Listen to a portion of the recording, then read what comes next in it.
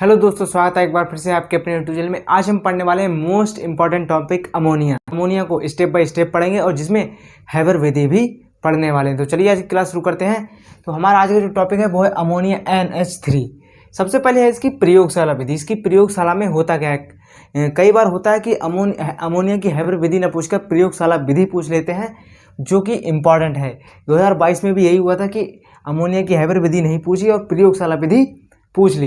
तो चलिए शुरू करते हैं अमोनिया की प्रयोगशाला विधि। प्रयोगशाला में होता क्या है, प्रयोगशाला में अमोनिया क्लोराइड की बुझे चूने के साथ क्रिया करने पर अमोनिया प्राप्त होती है। इसमें आप खास बात देखिए, अमोनिया क्लोराइड की बुझे चूने से क्रिया करने पर अमोनिया प्राप्त करने के लिए अमोनिया से ही क्रिया कर रहे हैं हम किसी की।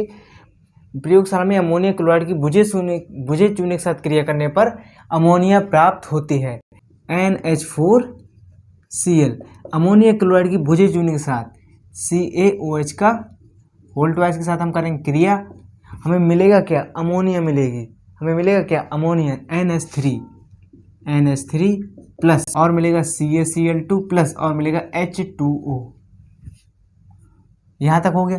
जब आप इसे संतुलित करने जाओगे तो यहाँ पर आ जाएगा 2 और यहाँ पर आ जाएगा 2 और यहाँ पर आ जाएगा 2।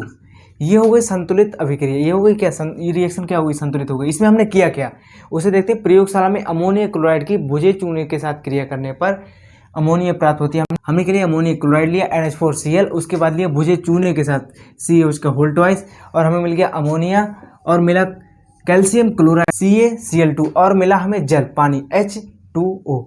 तो यहाँ पर प्रयोगशाला विधि हो जाती है कंप्लीट। अब चलते हैं मोस्ट इंपॉर्टेंट अमोनिया की हैबर विधि पे। तो हैबर विधि होती क्या है, औद्योगिक विधि होती है। एक हिसाब से औद्योगिक विधि कहते हैं। औद्योगिक स्तर पर अमोनिया का निर्माण इसी विधि द्वारा किया जाता है। इसमें लिखा भी है, औद्योगिक स्तर पर अमोनिया का निर्माण इसी विधि द्वारा किया जाता है। इस विधि में N2 की क्रिया H2 से उत्प्रेरक Fe तथा एमओ वर्धक एमओ की उपस्थिति में करने पर अमोनिया प्राप्त होती है। जो एमओ है इसका मतलब है मॉलिक्यूल बिटनम। इसका जो फुल फॉर्म होती है मॉलिक्यूल बिटनम। और देख लेते हैं इसमें करते क्या है।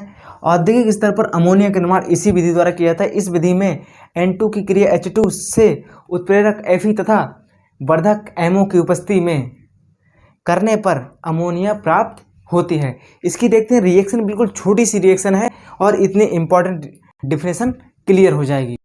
N2 की क्रिया करेंगे हम किससे, H2 से। हमें मिलता क्या है, अमोनिया प्राप्त होती है। किसकी उपस्थिति रहेगी, FeMO वर्धक की। ये रही FeMO वर्धक की उपस्थिति। हमें मिला NH3। विधि में N2 की क्रिया H2 से उत्प्रेरक Fe और वर्धक एमओ मतलब मॉलिक्यूल बिटनम की उपस्थिति में करने पर अमोनिया प्राप्त होती है।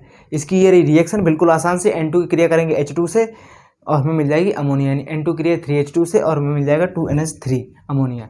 यहाँ पर हो जाते हैं। अब देखते हैं इसके भौतिक गुण। भौतिक गुण बिल्कुल छोटे से हैं। यह रंगहीन तीखी गंध वाली गैस होती है, जिसे सूंघने पर आंखों में पानी आ जाता है। इसमें कुछ खास है नहीं। यह रंगहीन तीखी गंध वाली गैस होती है, जिसे सूंघने पर आंखों में पानी आ जाता है। अब नेक्स्ट है रासायनिक गुण। इसके रासायनिक गुण इंपॉर्टेंट है क्योंकि ये आ जाते हैं पेपरों में। कभी कभी पूछता है कि अमोनिया के रासायनिक गुण लिखिए, केवल समीकरण।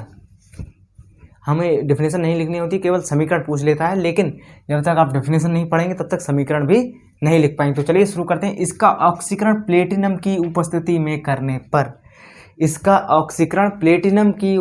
में करने पर नाइट्रिक ऑक्साइड प्राप्त होता है। किसका ऑक्सीकरण, अमोनिया का ऑक्सीकरण। NH3O2 यानी ऑक्सीजन से क्रिया करने पर हमें क्या मिलता है, नाइट्रिक ऑक्साइड प्राप्त होता है। क्या, नाइट्रिक ऑक्साइड प्राप्त होता है। तो नाइट्रिक ऑक्साइड NO प्लस और साथ में क्या मिलेगा हमें, और साथ में मिलेगा H2O और साथ में क्या मिलेगा, H2O। जब हम इसे संतुलित करने जाएंगे तो यहाँ पर आ जाएगा 4 और यहाँ आ जाएगा 5, यहाँ आ जाएगा 4 और ये हो जाएगा 6। ये हो गई संतुलित रिएक्शन। बिल्कुल आसान है, कठिन नहीं है। रॉकेट साइंस वाली जैसी कोई बात नहीं है इसमें। अब देखते हैं नेक्स्ट पे है। क्षारीय होने के कारण अम्लों से क्रिया करके लवण बनाता है। क्षारीय होने के कारण अम्लों से क्रिया करके लवण बनाता है।